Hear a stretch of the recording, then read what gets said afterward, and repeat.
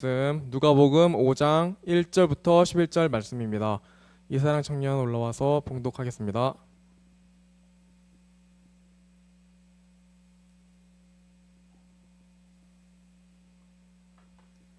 성경 봉독하겠습니다. 무리가 몰려와서 하나님의 말씀을 들을새 예수는 게네사렛 호숫가에 서서 호숫가에 배 두 척이 있는 것을 보시니 어부들은 배에서 나와서 그물을 씻는지라. 예수께서 한 배에 오르시니 그 배는 시몬의 배라. 육지에서 조금 떼기를 청하시고 앉으사 배에서 무리를 가르치시더니 말씀을 마치시고 시몬에게 이르시되 깊은 데로 가서 그물을 내려 고기를 잡으라. 시몬이 대답하여 이르되 선생님, 우리들이 밤이 새도록 수고하였을 때 잡은 것이 없지만은 말씀에 의지하여 내가 그물을 내리리이다 하고, 그렇게 하니 고기를 잡은 것이 심이 많아 그물이 찢어지는지라. 이에 다른 배에 있는 동무들에게 손짓하여 와서 도와달라 하니 그들이 와서 두 배의 채움에 잠기게 되었더라. 시몬 베드로가 이를 보고 예수의 무릎 아래에 엎드려 이르되 주여, 나를 떠나소서, 나는 죄인이로소이다 하니, 이는 자기 및 자기와 함께 있는 모든 사람이 고기 잡힌 것으로 말미암아 놀라고 세베대의 아들로서 시몬의 동업자인 야고보와 요한도 놀랐음이라. 예수께서 시몬에게 이르시되 무서워하지 말라. 이제 후로는 내가 사람을 취하리라 하시니 그들이 배를 육지에 대고 모든 것을 버려두고 예수를 따르니라. 아멘. 아멘. 네, 오늘 말씀은 이상구 목사님께서 전해주십니다. 모두 은혜 받으시길 바랍니다.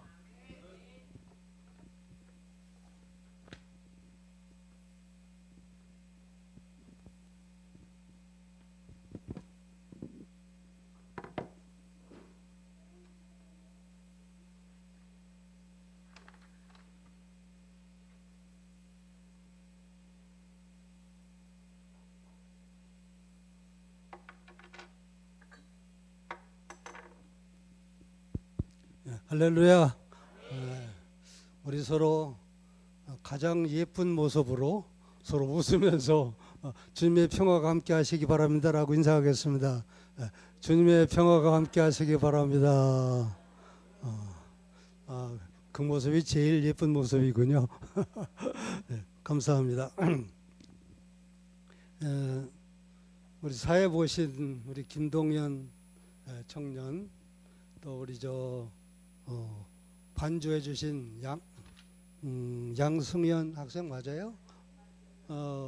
아주 잘했어요. 아주 우리 청년과 우리 학생들 교회의 희망입니다. 우리도 성경 봉독해 주신 우리 청년 감사합니다. 잘했습니다. 우리 학생 청년들은 우리 미래입니다. 박수 한번 해드리겠습니다. 네, 감사합니다. 네, 오늘 말씀은 예수 그리스도를 만난 사람, 이런 제목으로 이 시간 말씀의 은혜를 함께 나누고자 합니다. 그 예수님의 그 제자 중에 도마가 있죠. 그 이름이 그 디도모라고도 그렇게 말하는 도마는 예수님의 말씀에 늘 그 토를 달았던 것 같아요. 그래서 의심하는 도마였는데 제자들이 부활하신 주님을 만났을 때도 난 못 믿겠다. 내 손가락으로 예수님의 그 못자국을 만져보고 그 옆구리에 손을 넣어보지 않고는, 창자국을 만져보지 않고는 내가 예수님께서 부활하신 거 못 믿겠다. 그렇게 말하는 걸 볼 수 있어요. 얼마 후에 예수님께서 나타나셔서 도마에게 내 손가락을 내밀어 내 손을 만져보고 내 손을 내 옆구리에 넣어 만져보고 믿음 없는 자가 되지 말고 믿는 자가 되라. 그렇게 말씀하시니까 도마가 고백하기를 나의 주님, 나의 하나님이십니다 라고 고백합니다. 그때 예수님께서는 너는 나를 본고로 믿느냐, 보지 못하고 믿는 자들이 더 복되도다, 그렇게 말씀합니다. 예수님께서 이제 승천하신 후에 이제 그 도마는 그 인도에 가서 복음을 전합니다. 인도에 가서 한 20여 년 동안 복음을 전하다가 창에 맞아 순교하는데, 그가 복음을 전한 그 인도의 첸나이라고 하는 도시에는 그 도마의 유적 유적지가 지금 보존되어 있습니다. 그 도마의 유적지에는 그 도마가 살았다고 기거했다고 하는 그 동굴이 있고, 그 동굴 안에는 도마의 기도의 손자국이 남아 있고, 그리고 그가 순교한 그 동산에 기도바위가 있는데, 그 기도바위에는 도마가 무릎 꿇고 기도했다는 그 무릎 자국이 남아 있습니다. 그리고 그 도마의 무덤에는 도마의 그 기념 예배당이 세워져 있습니다. 그런데 그 무덤을 발굴할 때 다른 건 아무것도 없는데 썩지 않은 손가락을 하나 발견합니다.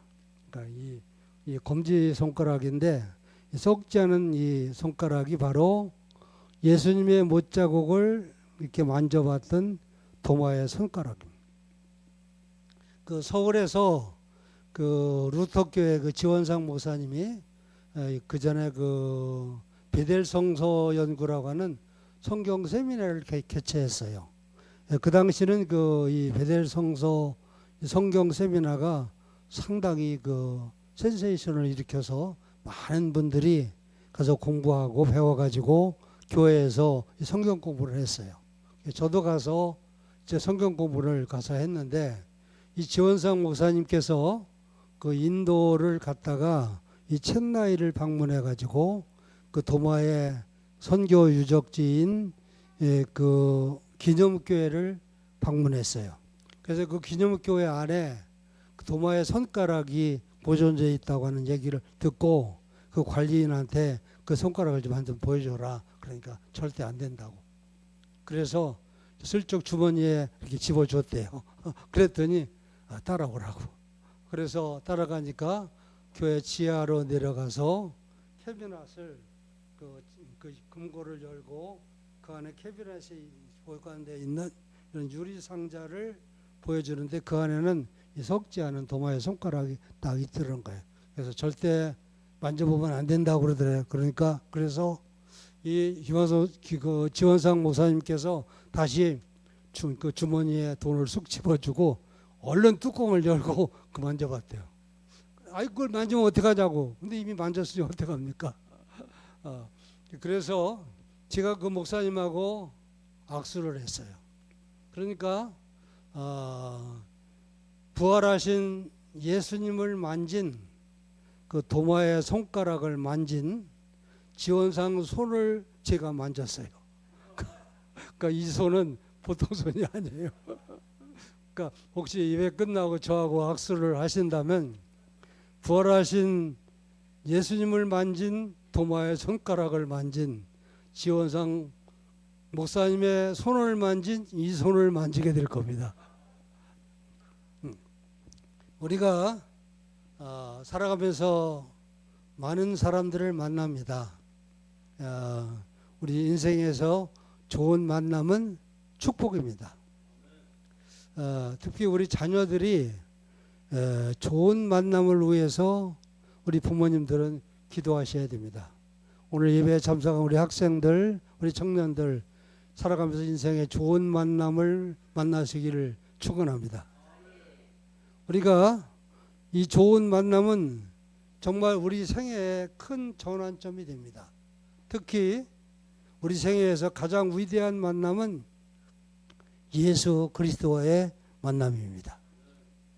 예수 그리스도와 만남은 우리의 생애가 달라집니다. 그리고 예수 그리스도를 만나면 우리의 가치관의 변화가 이루어집니다. 오늘 본문에 보니까 제자들은 이제 예수님을 만나고 모든 것을 버리고 예수를 따랐다고 그랬어요. 마가복음에 있는 말씀을 보면은 배와 그물을 버리고 예수를 따랐다 그랬어요. 우리가 누구든지 예수 그리스도를 만나면 버리는 것이 있게 됩니다. 내 어떤 못된 행실이라든지 또 나쁜 버릇이라든지 또 내가 가지고 있는 어떤 욕심이라든지 또 유욕이라든지 어쨌든 내가 가지고 있는 어떤 것을 예수 그리스도를 만나면 버리게 됩니다. 성경에 보면 그 삭개오가 누가복음 19장에 삭개오에 대한 말씀이 있는데 그 여리고에 사는 세리장이었죠. 그는 물질의 가치관을 두고 살았던 것 같아요. 그리고 키가 작았어요. 그래서 그는 어떻게 해서든지 세리장이라고 하는 그런 권력을 이용해 가지고 돈을 모아 가지고 자신의 어떤 그런 그 열등감을 모면해 보고 사람들에게 존재감 있게 살아보려고 돈을 모았어요. 그래서 그는 돈과 권력을 가졌지만은 그의 마음은 늘 공허했어요. 그러가면서 마음속에 느끼는 게 살아가는 게 이게 아닌데 하는 그런 영적 목마름을 느꼈어요. 그러던 어느 날 소문에 듣던 예수님께서 여리고를 지나신다는 그런 말을 듣고 예수님을 만나기 위해서 돌무화과 나무에 올라갑니다. 그래서 예수님을 만나게 되죠. 그때 예수님을 만난 이 삭개오는 고백하기를 주님, 내 소유의 절반을 딱 잘라서 가난한 자들을 나눠주겠습니다. 그리고 내가 속여서 잘못 빼앗은 돈은 사갑절을 갚겠습니다. 어떻게 이 삭개오가 이게 어떻게 번 돈입니까? 그러나 예수 그리스도를 만나면 더 좋은 것이 보입니다.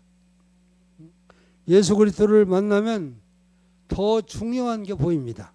그것이 우리가 주님을 만나는 모든 사람들이 가지는 변화입니다.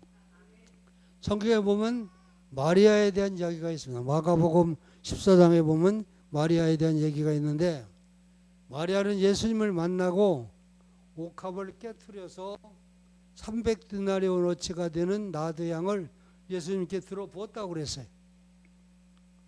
그 옥합을 깨트렸다는 얘기는 옛날에 우리 조선시대에도 그 임금님을 대접하고 나면 그 임금님이 사용한 그릇은 다른 사람이 못 쓰게 깨트렸다고 그러잖아요.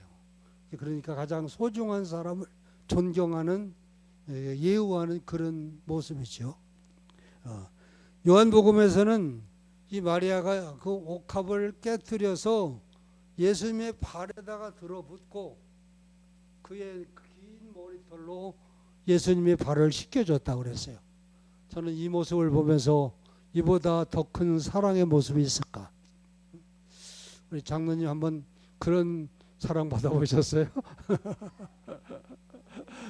그러니까 정말 이게 그러니까 옥합을 깨트려서 발에다 갖다 들어붙고 머릿결을 풀러서 그 머릿결로 수건을 대신해서 발을 씻겨주셨다고 그랬죠. 가룟 유다가 볼 때는 이 정상이 아닙니다. 이 여자가 그렇잖아요. 그러니까 가난한 사람들에게 구제하지 그런 말을 하는 것이 어떻게 보면 이제 정상인지도 모릅니다. 그러나 우리가 알아야 될 것은 내 모든 것을 내가 가지고 있는 모든 것을 다 드릴 수 있는 사랑의 대상을 만난 사람은 행복합니다. 예수 그리스도를 만난 마리아가 그랬어요. 300데나리온어치가 되는 그런 그 옥합을 깨트려서 예수님이 갖다 들어봐도 자기 마음은 기쁨이 충만했어요. 그게 조금 더 아깝지 않았어요. 우리가 사랑은 투자하고 아깝지 않은 거잖아요. 투자하고 아까우면 그건 벌써 사랑이 아닙니다. 그러니까 이것이 바로 더 가장 사랑하는 사람을 만난 사람의 모습이죠. 이와 같이 우리가 누구든지 예수 그리스도를 만나면 가장 중요한 게 무엇인지 내게 가장 좋은 것이 무엇인지를 알게 됩니다. 제가 목회할 때 이름을 대도 괜찮을 것 같은데 김상호 장로님이라는 장로님이 계셨어요.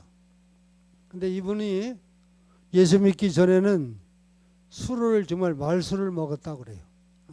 그리고 심지어 술집에 가서 하루 저녁 술집을 샀대요. 그러니까 그날 저녁은 다른 손님 아무도 받지 마라. 그러면서 그 술집에 있는 술을 다 마셨대. 그리고 술 먹고 나면 주태가 얼마가 심하든지 온 시내를 휩쓸고 다니며 가진 주태를 다 부렸대요. 그래서 동네 마을 사람들이 자식들에게 훈계하기를 제발 저 사람 본받지 마라. 제발 저 사람 본받지 마라. 그랬다는 거예요. 그런데 그가 예수 믿고 술 딱 끊고 아주 정말 새 사람이 돼서 그렇게 믿음으로 사니까 동네 사람들이 말하기를 자식들에게 저 사람 좀 본받아라. 그렇게 이야기했다 그래요. 우리가 주님을 만난 사람은 같이 변화가 이루어지면 오늘 본문에 보니까 베드로가 갈릴리 바닷가에서 이제 어부로서 고기를 낚고 있었어요. 그물질하는 그런 어부였어요. 어떻게 보면 우리 인생은 모두가 다 그물질하는 인생이다 그렇게 비유할 수 있어요. 어부는 이제 바다에다가 그물을 내리고 농부는 농토에다가 그물을 내리고 사업가는 사업장에다 그물을 내리고 정치가는 정치 현실에다가 그물을 내린다 그렇게 말할 수 있어요. 그런데 언제든지 항상 그물에 가득 고기가 잡히는 것만은 아니에요. 오늘 본문에도 보니까 베드로는 빈 그물을 싣고 있었다고 그랬어요. 밤새도록 그물질했는데 고기 한 마리 못 잡고 빈 그물을 싣고 있었다 그랬어요. 우리 모두는 성공을 원해요. 그런데 하나님은 내게 가장 좋은 것이 무엇인지를 아셔요. 우리가 모두가 다 성공을 원하고 건강을 원해요. 다 원하지 않는 사람 아무도 없어요. 그런데 하나님께서는 정말 내게 더 중요한 것이 더 좋은 것이 어떤지를 알고 계셔요. 그래서 그리로 인도하셔요. 그렇기 때문에 건강과 성공을 원하는 우리들에게 때로는 내가 원하지 않는 길로 가게도 하세요. 하나님은 내가 진짜 좋은 것이 무엇인지를 아시기 때문에 그래. 그런데 그때는 현실보다 배후에서 역사하시는 하나님의 주권적 섭리를 우리가 알아야 돼요. 현재 내게 닥친 현실보다 배후에서 역사하시는 하나님의 섭리가 계신 것을 우리는 믿어야 될 줄로 믿습니다. 그래서 로마서 8장 28절에서 말씀하기를 우리가 알거니와 하나님을 사랑하는 자 그 뜻대로 부르심을 받은 자들에게는 모든 것이 합력하여 선을 이루느니라 말씀합니다. 그리 될 줄로 믿습니다. 하나님은 결코 나쁜 길로 인도하시는 분이 아니고 합력해서 선하게 하시는 분이 하나님이세요. 두 번째로 오늘 말씀은 이제 예수님께서 베드로에게 깊은 데로 가서 그물을 내려라 그렇게 말씀해요. 깊은 데로 가서 그물을 내려라. 얕은 물가가 아니고 깊은 데로 가라. 우리는 이제 깊은 기도, 깊은 순종, 깊은 헌신, 거기서 하나님의 은혜를 경험하게 돼요. 주님의 말씀에 우리는 필요한 것이 뭐냐? 순종입니다. 순종이 필요해요. 순종은 이해하고 순종하는 것이 아니고요. 순종은 순종하고 이해하게 되는 줄로 믿습니다. 우리가 말씀을 들을 때 우리는 말씀 앞에 역반응과 순반응이 일어나요.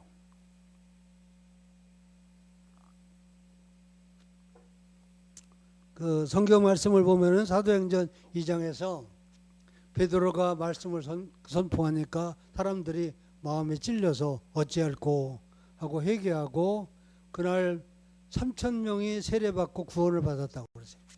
말씀을 듣고 찔려서 어떻게 해? 그래서 다 회개하고 구원받았다고 그랬어요. 말씀에 대한 순반응이죠. 그런데 사도행전 8장에 보면 스데반이 설교하는데 사람들이 마음이 찔렸어요. 그래가지고 스데반을 돌로 쳤다고 그랬어요.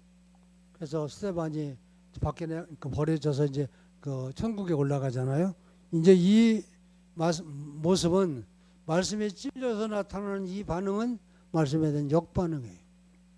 하나님께서 우리들에게 말씀을 주실 때, 즉 말씀을 선포하는 자를 통해서 내게 말씀을 주실 때 때로는 그 말씀이 우리들에게 위로가 되기도 하고 때로는 그 말씀이 내게 평안을 주기도 하고 감동을 주기도 하고, 어떤 말씀은 거부 반응이 느껴져요. 어떤 말씀은 통증이 느껴져요. 그런데 하나님께 주시는 말씀이 내게 평안을 주시는 말씀이나 내게 통증을 느끼게 하는 말씀이나 모두가 다 하나님께서 만져주시는 겁니다. 하나님 우리의 심령을 만져주시는 거예요. 그러므로 우리가 하나님의 말씀을 들을 때 어떤 분은 물질에 대한 얘기를 하면 좀 거부 반응이 느껴져요. 어떤 분은 순종에 대한 얘기를 하면 좀 거부 반응이 느껴져요. 어떤 분은 섬김에 대한 말씀을 하면 거부 반응이 느껴져요. 즉 내가 말씀을 들을 때 거부 반응이 느껴지는 그 부분은 영적으로 치료받아야 되는 부분입니다. 치료받아야 내 믿음이 건강하게 될 줄로 믿습니다. 이제 예수님을 만난 베드로는 오늘 성경 말씀을 보니까 자신을 발견하게 됩니다. 그래서 주님 앞에 고백하기를 주여 나를 떠나소서 나는 죄인이로소이다. 그렇게 고백합니다. 예수님을 만나면 자신이 보입니다. 즉 주여 나는 죄인으로소이다 나를 떠나소서, 그 말씀은 내가 예수님 만나고 보니까 지금 예수님이라는 그 거울에 나를 비춰보니까 내가 너무 더러워요. 내가 너무 죄인이요. 그러니까 예수님 가까이 오지 말아요. 더러워요. 묻어요. 이제 그런 얘기. 자신을 발견하는 그런. 그러니까 누구든지 예수님을 만나면 자신이 보입니다. 내가 죄인임을 깨닫게 되고 내가 누구인지를 알게 됩니다. 예수님을 만나면 누구나 다 마찬가지입니다. 그리고 예수님을 만난 베드로에게 사명이 주어집니다. 그러면서 예수님께서는 말씀하기를 네가 사람을 취하리라. 이제 마태복음에서는 네가 사람 낚는 어부가 되리라. 그렇게 말씀. 하나님께서 모세를 나인강에서 건져냅니다. 모세를 나인강에서 건져낸 이유는 이스라엘 백성들을 애굽 땅에서 건져내기 위해서 건져내신 겁니다. 하나님께서는 아브라함을 축복하십니다. 아브라함을 축복하시면서 말씀하시기를 너는 축복의 근원이 될지니라 말씀. 다시 말하면 아브라함으로 하여금 모든 민족에게 축복을 끼치는 자가 되게 하기 위해서 하나님께서는 아브라함에게 복을 주셨던 겁니다. 제가 40여 년 목회를 하면서 이제 우리 성도님들이 믿음으로 가정을 반듯하게 세워가는 모습을 보면서 느낀 것은, 만약에 저분이 예수를 믿지 않았더라면 어떻게 됐을까? 만약에 저분이 예수를 믿지 않았더라면 저 가정을 저렇게 반듯하게 세워갈 수 있었을까 하는 그런 느낌이었어요. 우리가 하나님께서 주시는 사명은 무겁지만, 사명은 어느 면에서 무겁지만 은혜로 감당해야 되는 거룩한 짐입니다. 이제 저도 그 아들 셋이 다 목사잖아요. 그래서 솔직히 말해서 늘 짐이 무겁습니다. 그래서 우리 그 친구들을 만나면은 아유 목사 셋을 다 목사시켰으니 얼마나 좋냐고. 그러면 나는 늘 하는 소리가 그래서 난 밤에 2다리 못 벗고 자. 우리 장모님도 사위가 목사시지만 우리 권사님도 그런 제가 말씀하는 바를 아마 느낄 겁니다. 무엇인지를. 오늘 우리들에게 사명을 주신다는 말씀은 우리 각자에게 이제 내가 있는 자리에서 주신 사명을 감당하라는 말씀이에요. 우리 모두는 예수 그리스도의 지체들이에요. 예수 그리스도의 지체들, 몸된 주님의 지체들인데, 그래서 각 지체로서의 또 우리가 처해 있는 각자의 그 자리에서 우리 각자에게 주시는 사명들이 있어요. 그 사명들을 감당하라고 하는 말씀이에요. 감당할 때 주께서는 감당하고자 할 때 감당할 수 있는 힘도 주시고 감당할 수 있는 길도 인도하실 줄로 믿습니다. 그 열역하게 엔트로피 현상이라는 그런 그 현상이 있는데, 이것은 엔트로피 현상은 본래 상태로 돌아가려는 모습, 원래 본래 상태로 돌아가려는 그런 상태를 열역하게 해서 엔트로피 현상이라고 말하는데, 그 예를 들면은 끓는 물을 놔두면 식잖아요. 원래 찬물이었으니까 찬물로 돌아가는 거예요. 그런데 담장도 이 벼락도 집 담장도 그대로 놔두면 무너지잖아요. 무너져 가지고 흙은 흙으로, 모래는 모래로, 자갈은 자갈로 돌아가잖아요. 이게 그 자연의 엔트로피 현상이에요. 원래 있던 모습으로 돌아가려는 것. 우리 인간도 마찬가지야. 우리 인간도 하나님께서 흙덩어리로 만드셨잖아요. 그래서 우리도 결국에는 흙 한 덩어리로 보내로 돌아가는 육체의 엔트로피 현상이죠. 그런데 물질만이 아니라 정신적인 엔트로피 현상도 있어요. 그러니까 우리들의 정신도 그대로 놔두면 점점 낮아져서, 우리 정신이 점점 낮아져 가지고, 그래서 본능과 욕심에 치우쳐서 우리 정신이 저속화된다는 거예요. 이것을 우리의 정신적 엔트로피 현상이라고 말해요. 그래서 어떤 분은 좀 만나면, 저 사람 왜 저렇게 됐어? 행동하는 것도 그렇고 말하는 것도 그렇고, 우리가 그런 모습이 우리가 더러 볼 수 있는데, 그것이 바로 우리 정신적인 엔트로피 현상. 그런데 이 물질과 정신만이 아니라 우리 신앙적으로도 엔트로피 현상이 일어날 수 있어요. 그러니까 우리 믿음을 이제 연륜이 쌓여가고, 우리 믿음을 채찍질하지 않고 그대로 놔두면 우리 믿음이 형식화돼요.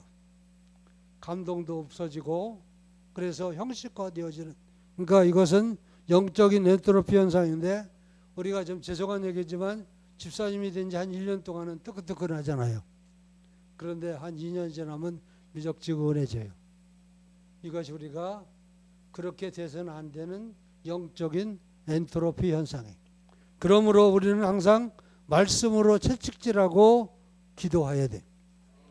주님은 말씀하시기를 항상 기뻐해라, 쉬지 말고 기도하라, 범사에 감사하라, 그렇게 말씀하고 계십니다. 예수 그리스도를 만나는 것은 우리로 하여금 살던 대로 살지 않게 하시려는 하나님의 섭리가 계셔요. 그 성경에 보면 오네시모라는 사람이 있는데, 그 빌레몬서죠. 빌레몬서에 보면은 그 빌레몬에게 오네시모라고 하는 종이 있었어요. 근데 이 종이 주인을 거역하고 주인의 물건을 훔쳐가지고 로마로 도망가잖아요. 근데 그 로마에서 사도 바울을 만나요. 그리고 사도 바울을 통해서 예수 그리스도를 만나가지고 새 사람이 돼요. 사도 바울은 그 빌레몬서라는 그 편지를 써서 이제 원래 주인인 그 빌레몬에게 이 오네시모를 돌려보내면서 이 도망친 노예를 용서해 줘라. 그리고 그를 면천해 줘라. 그래가지고 그리스도인으로서 훌륭한 일을 하게 만들어라. 그렇게 권고합니다. 이 편지를 받은 빌레몬은 이제 오네시모를 용서해 줬을 뿐만 아니라 그 노예에서 자유의 몸이 되도록 면천해 줍니다. 그리고 면천해 주고 이 오네시모를 다시 바울에게 돌려버려서 바울로 하여금 이제 바울에게 수종들도록 그렇게 만들어 줍니다. 그런데 그로부터 50년이 지난 후에 그 안디옥 교회의 감독이었던 성 아그나티오스가 이제 안디옥 교회에서 로마 핍박, 그 로마인들에게 핍박받으면서 거기서 붙잡혀 가지고 로마로 이송돼서 순교당할 때, 그가 소아시아 7교회, 우리가 요한계시록에 그 7교회들이 나오죠. 소아시아 교회에 보낸 편지에 그 안디옥 교회 감독을 높이 평가하면서 칭찬을 했는데, 그 안디옥 교회 감독의 이름이 바로 오네시모예요. 그러니까 도망자 노예였던 이 오네시모가 예수 그리스도를 만남으로 그가 안디옥 에베소 교회의 이제 감독이 됩니다. 에베소 교회. 그래서 그러니까 하나님의 역사죠. 우리가 살아가면서 가장 큰 축복은 만남의 축복이에요.